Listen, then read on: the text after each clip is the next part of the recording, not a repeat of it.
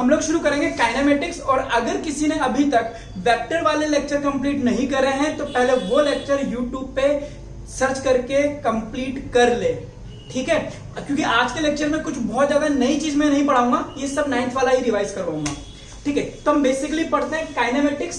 Kinematics का मतलब होता है कोई चीज अगर मोशन में है तो उसको हम एक शब्द से बताते हैं, दैट इज काइनेमेटिक्स, या इसी को हम पार्टिकल डायनामिक्स भी बोलते हैं। अगर कोई पार्टिकल, कोई ऑब्जेक्ट डायनेमिक है यानी कि वो मोशन की कंडीशन में है तो भी हम इसको इसी कैटेगरी में पढ़ते हैं। काइनेमेटिक्स की बात कर रहे हैं, मोशन की बात कर रहे हैं। आपको पता है मोशन रिलेटिव क्वांटिटी होती है कि एक ही आदमी एक ही मोमेंट पर किसी एक के रेस्पेक्ट में स्टेशनरी पोजीशन पर भी हो सकता है और वही आदमी उसी मोमेंट पर किसी दूसरे के रेस्पेक्ट में मोशन में भी हो सकता है। देखिए मोशन क्या होता है, if an object changes its position, if an object changes its position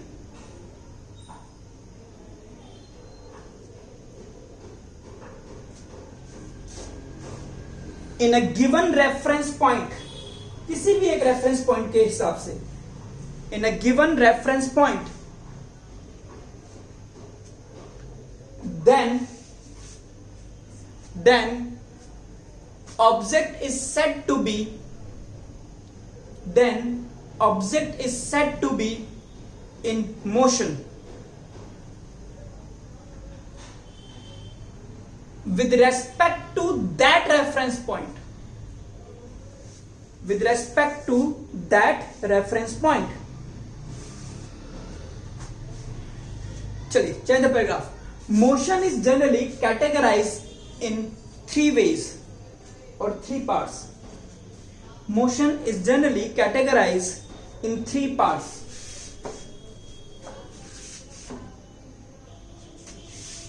partition कर लेते हैं। पहला है 1 डायमेंशन मोशन यानी कि 1D, दूसरा है 2 डायमेंशन मोशन यानी कि 2D, और तीसरा है 3 डायमेंशन मोशन यानी कि 3D। थ्योरी रटने मत बैठ जाना, कोई नहीं डेफिनेशन पूछने वाला आपसे। इसके कई सारे नाम हैं 1D मोशन के, लिख लीजिए। इसी को हम बोलते हैं straight line motion,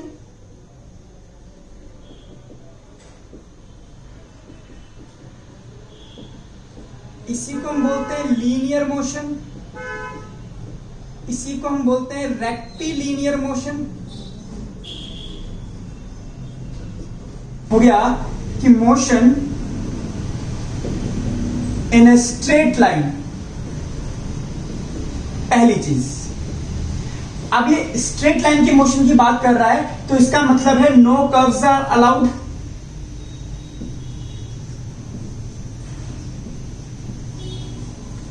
particle can go only forward और बैकवर्ड अलोंग दैट लाइन। उसी लाइन पर पार्टिकल या आगे जा सकता है या पीछे आ सकता है।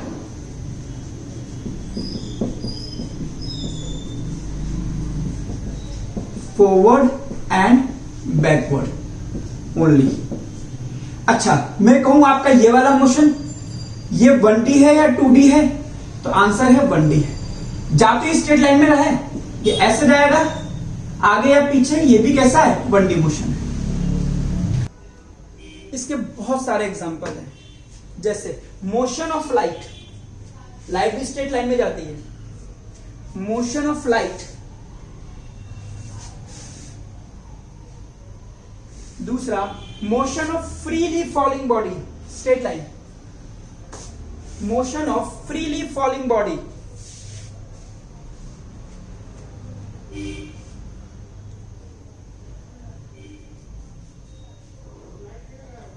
Motion of vehicle in a straight road, ऐसा रोड जो बिल्कुल स्ट्रेट हो, मुड़ नहीं रहा है।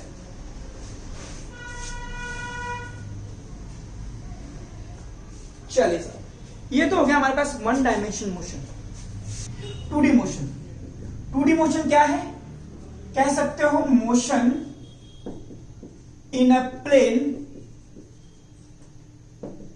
With curves is 2D motion. एक प्लेन में मोशन मोशन होना चाहिए और एक कर्व में होना चाहिए। फॉर एग्जाम्पल सर्कुलर मोशन एक प्लेन में होता है, समझना दिए। अभी मैं अगर ऐसे चल रहा हूं तो ये 1D है, इधर समझना, और मैं हल्का सा भी मुड़ गया तो ये 2D हो गया फिर ये, और अगर मैं उठ करके बाहर आ गया तो ये 3D हो जाएगा, है ना। देखिए एग्जांपल में सर्कुलर मोशन, पंखा एक ही सर्कल में घूमता रहता है, ना ऊपर आता है ना नीचे जाता है। हाँ, तो घड़ी का पेंडुलम होता है वो भी ऐसे मोशन करता है, सिर्फ एक्स और वाई कोऑर्डिनेट ही बदलते हैं। इसको भी हम कह सकते हैं 2 डायमेंशन मोशन। लिख लीजिए second example, motion of A pendulum.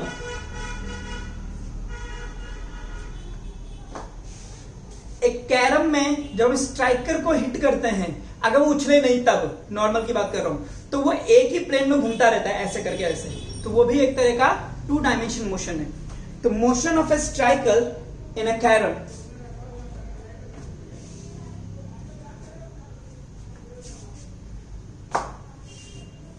इसी में लिखिए प्रोजेक्टाइल मोशन। प्रोजेक्टाइल मोशन, अभी प्रोजेक्टाइल क्या होता है, किसी भी पत्थर को आपने ऐसे करके ऐसे फेंक दिया किसी एंगल पर, तिरछा, ये हॉरिजॉन्टल है, आपने ऐसे करके ऐसे फेंक दिया, शू, वो ऐसे जाता है।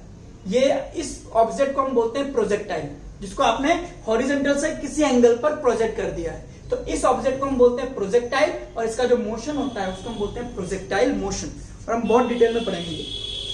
तो ये सब है आपके। आगे आइए, 3D मोशन कह सकते हो मोशन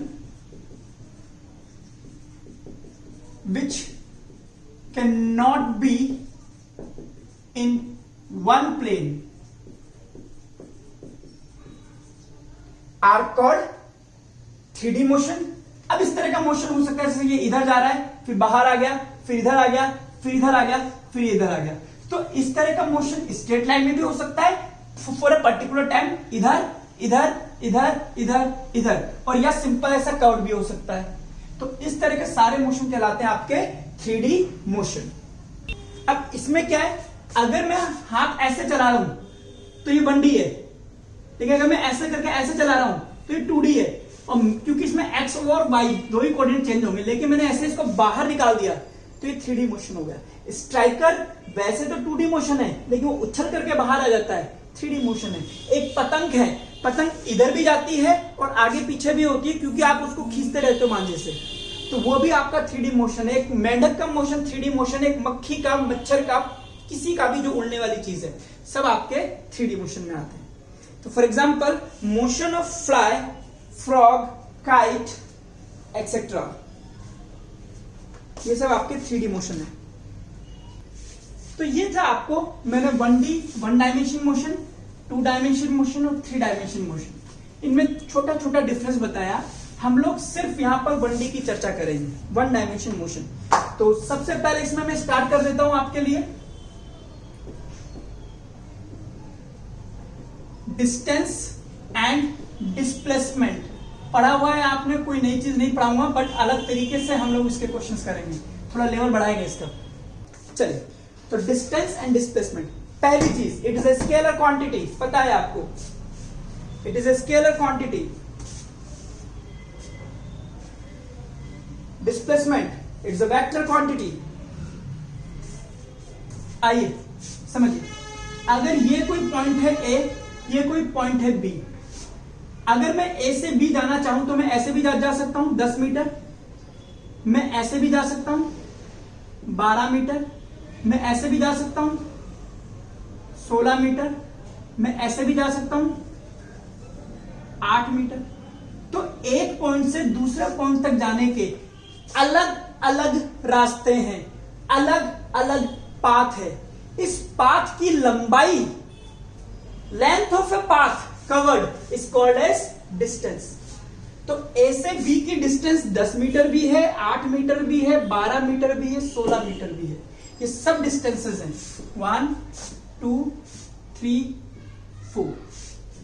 बट किसी भी दो पॉइंट के बीच की जो मिनिमम डिस्टेंस होती है, मिनिमम डिस्टेंस होती है, उस चीज को हम बोलते हैं डिस्प्लेसमेंट। जिसकी डायरेक्शन स्टार्टिंग पॉइंट से, डिस्प्लेसमेंट वेक्टर है ना, एंड पॉइंट की तरफ होती है, तो ये डिस्प्लेसमेंट की डायरेक्शन है। तो बना लीजिए इसको भी। तो डिस्टेंस में हम डेफिनेशन लिखेंगे लेंथ ऑफ द पाथ, जिस पाथ से वो गुजर रहा है उसकी लंबाई। लिखिए डिस्टेंस में, it is the length of the path covered by A particle. It is the length of a path covered by the particle, covered by A particle. और उसमें लिखेंगे डिस्प्लेसमेंट में, it is the shortest possible distance. It is the shortest possible distance. कोई आपसे नहीं पूछेगा दोनों में डिफरेंशिएट कीजिए, तो रटना मत बैठ करके। It is the shortest possible distance between two points.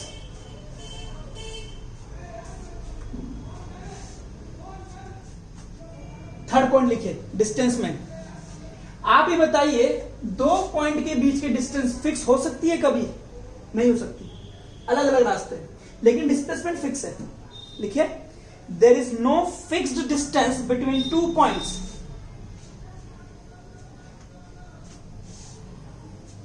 There is no fixed distance between two points. It depends on the path covered. It depends on the path covered. जो रास्ता मिल गया उसकी लंबाई नाप लेना बस। डिस्प्लेसमेंट में it is fixed, it is fixed and its direction is, it is fixed and its direction is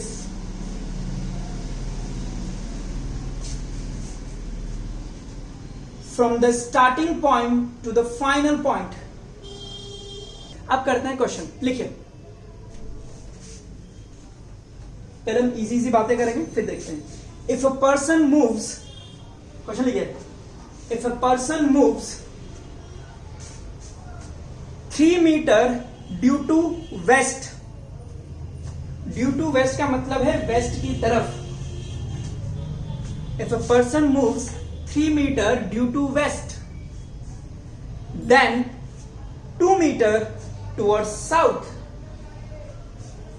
then 2 meter towards south,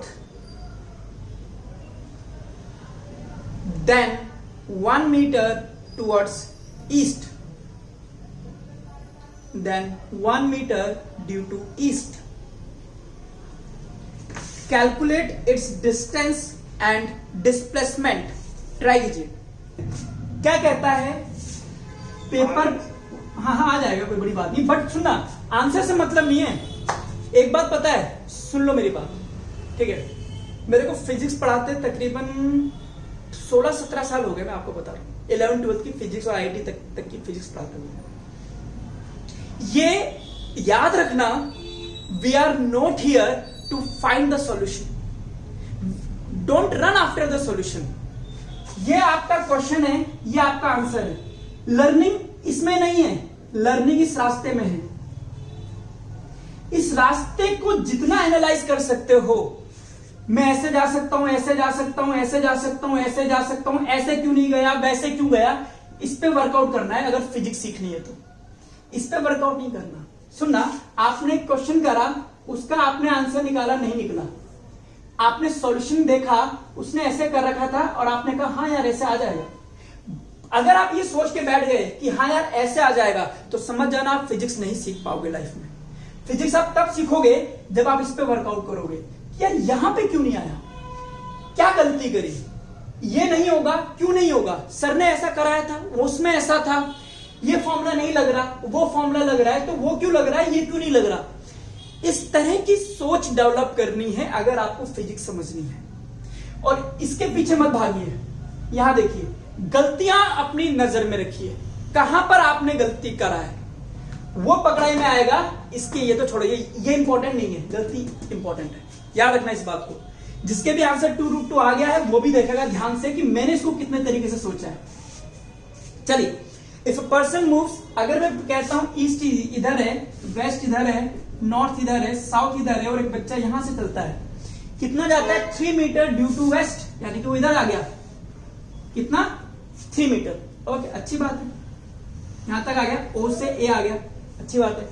फिर कहां गया 2 मीटर टुवर्ड साउथ, साउथ क्या है यहां, तो इसके लिए साउथ यहां होगा इस लाइन पर, या ऐसे मत मोड़ देना, ठीक है। तो ये आ गया 2 मीटर ए से बी साउथ। फिर कहां गया ये 1 मीटर टुवर्ड्स ईस्ट, इसके लिए ईस्ट इधर होगा 1 मीटर।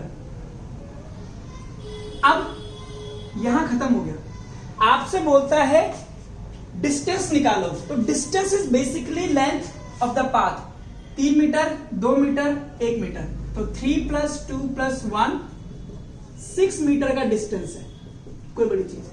बट डिस्प्लेसमेंट क्या है, डिस्प्लेसमेंट आपको कभी भी निकालना है तो इनिशियल पॉइंट को फाइनल पॉइंट से मिलाने वाला वेक्टर ही आपका डिस्प्लेसमेंट कहलाएगा। ये रहा आपका डिस्प्लेसमेंट वेक्टर, जिसको मैं एस से बताऊंगा। अब इसको देखो कैसे निकालते हैं, ये इधर गया, इसको मैं बोल सकता हूं 3 - i कैप, ए से बी, इसको बोल सकता हूं 2 - j कैप, इधर से इधर, इसको बोल सकता हूं मैं 1 i कैप। यानी कि डिस्प्लेसमेंट जो आएगा वो आएगा O A vector, A B vector plus B C vector, बस। ओ ए वैक्टर कितना है -3i कैप, ए बी कितना है 2 - 2j कैप, माइनस बाहर आ गया, और ये आ गया +i कैप, कितना हो गया minus plus -2i cap -2j cap. ये हो गया मेरे पास डिस्प्लेसमेंट आंसर आ गया। एक ही बात, मेरे से बोले इसका मैग्नीट्यूड निकालो, तो इसका मैग्नीट्यूड कैसे निकालूंगा, i कैप j कैप, 2 का स्क्वायर प्लस 2 का स्क्वायर का रूट, आंसर आ गया 2√2। पहली बात, मेरे से बोलता है डायरेक्शन भी निकालो इसकी, सुनना इधर, तो मैं क्या करूंगा बेटा, -2i कैप बनाऊंगा, ये रहा, -2i कैप बनाऊंगा इधर, -2j कैप बनाऊंगा इधर, और मैं कह दूंगा ये दोनों वेक्टर बराबर हैं, इसलिए इनका रिजल्टेंट आएगा यहां पर, यहां से 45 डिग्री पर, ठीक है, दैट इज 2√2। तो डायरेक्शन होगी, अगर ये साउथ है ये वेस्ट है, तो मैं कह दूंगा डायरेक्शन है साउथ वेस्ट। साउथ वेस्ट का मतलब साउथ से वेस्ट की तरफ 45 degree, that is your answer, या वेस्ट से साउथ की तरफ 45 डिग्री। लिखिए इसको। अब जिन्होंने वेक्टर नहीं रिवाइज करा है तो ये सर के ऊपर से जाना शुरू कर देगा धीरे धीरे। चलो, अब मैं इसको बिना वेक्टर के करता हूं। आइए,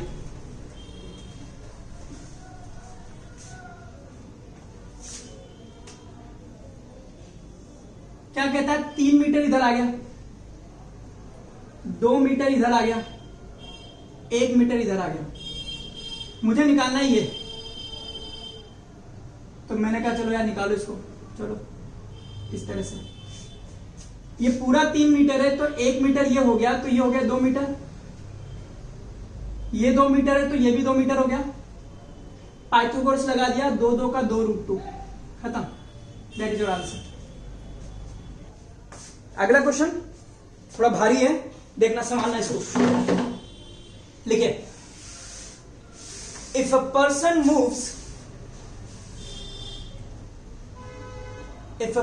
moves 20 meter due to north,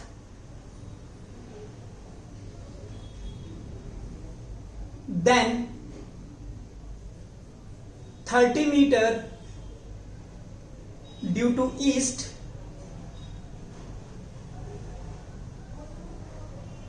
and then 30√2 meter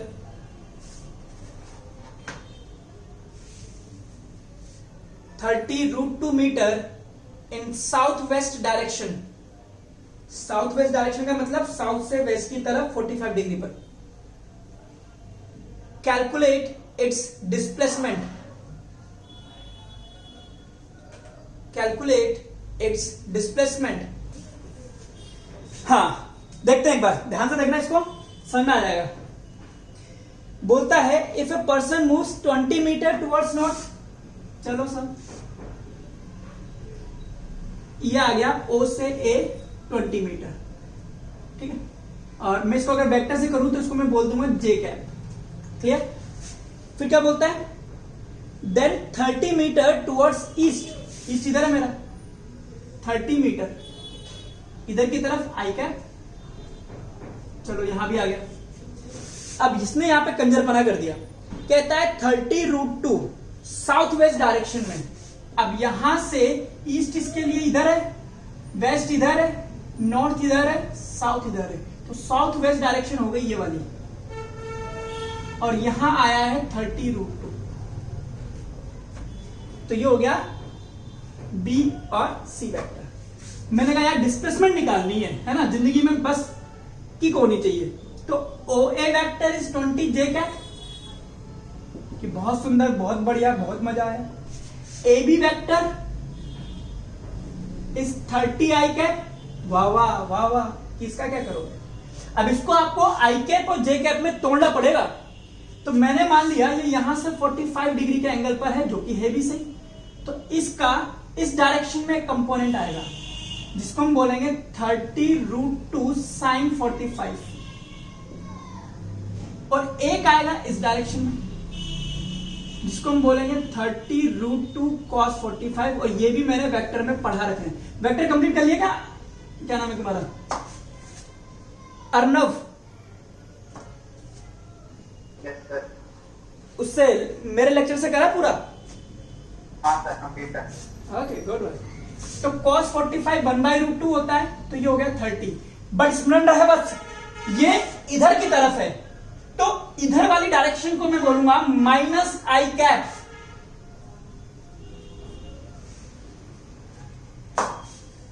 नीचे वाला sin 45 1/√2, √2 खत्म हो गया, तो 30, और नीचे की तरफ है -J कैप। अब मिला करके मेरे पास BC वेक्टर आ गया 30 -I cap plus 30 J cap. अब मेरे से बोलते हैं भाई डिस्प्लेसमेंट निकालो, सबको जोड़ दो। 20J cap plus 30I cap minus 30I cap minus 30J cap. Solve करो। 30I cap minus 30I cap cut गया, घट गया। 20J कैप -10, तो -10J कैप। और -J कैप कौन सी डायरेक्शन है? नीचे वाली, यानी कि 10 मीटर टुवर्ड्स साउथ। लिख लीजिए पहले आराम से, और फिर मैं इसको और भी समझाता हूं। बेसिकली क्या हो रहा है, 20 मीटर ये बंदा ऊपर गया, यहां आ गया, इसके बाद 30 मीटर इधर गया।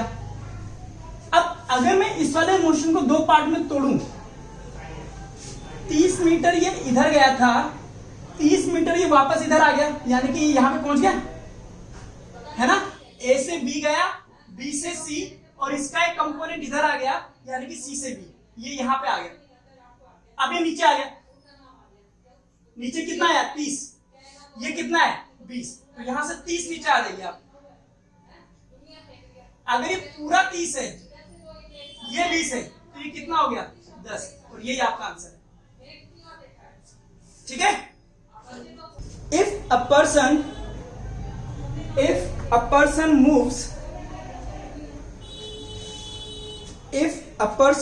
moves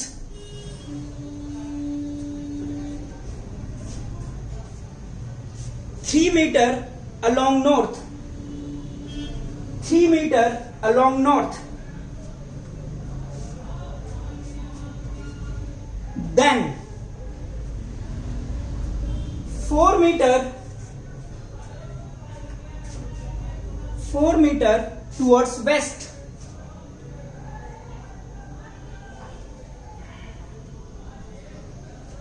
then 2 metre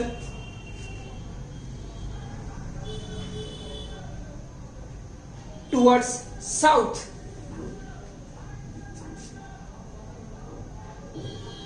calculate displacement.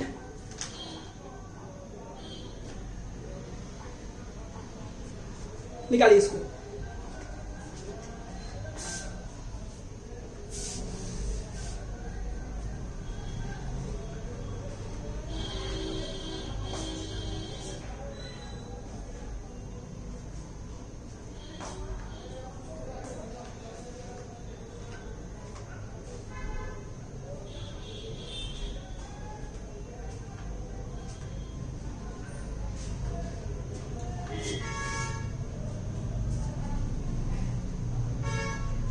कीजिए जल्दी से। If a person moves 3 meter along north, तो मैंने माना ओ से चला ए तक 3 मीटर, इसको मैं कह दूंगा 3j कैप। चलो, फिर ये कहता है 4 मीटर टुवर्ड्स वेस्ट। ईस्ट इधर है, वेस्ट इधर है, ये लो -a कैप। चलो, ए से बी हो गया। देन 2 मीटर टुवर्ड्स साउथ, और ये आ गया सी, 2 मीटर -j कैप। आपसे बोलता है नेट डिस्प्लेसमेंट बताओ, पॉलीगन लो, ये वेक्टर प्लस ये वेक्टर इज इक्वल टू ये वाला वेक्टर। यही है रिजल्टेंट वेक्टर जिसको आप बोलेंगे डिस्प्लेसमेंट वेक्टर। तो displacement vector is 3j cap, ये वाला -4i कैप, फिर -2j कैप। तो ये हो गया 3j कैप -8i कैप। इसका मैग्नीट्यूड निकलेगा 3 का स्क्वायर और 8 का स्क्वायर। अरे कुछ गलत कर दिया क्या मैंने? अरे यार ये जे है, शिट शिट शिट शिट, आई दिख गया मुझे। ये जे है ना, 3 में से 2 गया, ये जे कैप बना -4i कैप। तो इसका मैग्नीट्यूड निकलेगा 1 का स्क्वायर प्लस 4 का स्क्वायर, यानी कि √17। अभी तो देखो एक बात, अब इस वेक्टर के हिसाब से आप डायरेक्शन निकाल सकते हो। कैसे? जे कैप यानी कि 1 मीटर में नीचे, और -i कैप यानी कि 4 मीटर यहां पर। अब मुझे इसका रिजल्टेंट चाहिए बेटा, तो मैं कह दूंगा कि मैंने यहां से एंगल थीटा मान लिया। अगर मैं इसको निकालना चाहता हूं तो tan अल्फा क्या आएगा? जहां से एंगल पूछा है उसको छोड़िए, दूसरे वाले का अपॉन पहला वाला, क्योंकि 90 डिग्री स्पेशल केस है ना, 90 डिग्री स्पेशल में। एक सेकंड देखना है, आई कैप, और वो ऊपर है, सॉरी सॉरी सॉरी सॉरी, ये ऊपर है। हाँ हाँ सही बोल रहा है, बिल्कुल सही बोल रहा है भाई, बिल्कुल वेस्ट टू नॉर्थ। ठीक है ठीक है, एग्जैक्टली -4 है ना वो तो। नहीं नहीं बेटा, मैग्नीट्यूड लेंगे ना, तो बिल माइनस तो डायरेक्शन बता रहा था मैं यार। एंगल में तो मैग्नीट्यूड रखोगे ना, कि डायरेक्शन लिख दोगे एंगल में? बच्चे माइनस में बड़े परेशान रहते हैं, पता नहीं क्या दिक्कत है। चलिए आप थोड़ा सा क्वेश्चन करना, अभी तो मैंने कुछ भी नहीं पढ़ा है, जस्ट एक स्टार्टिंग है, ब्रशअप करा है। आप तब तक वेक्टर एक बार रिवाइज कर लीजिए, और मैथमेटिकल टूल्स में इंटीग्रेशन, डिफरेंशिएशन और ग्राफिकल सेक्शन अच्छे से कर लीजिए। ठीक है, कोई बात है तो पूछ लीजिए, वरना मेरी तरफ से क्लास खत्म होती है।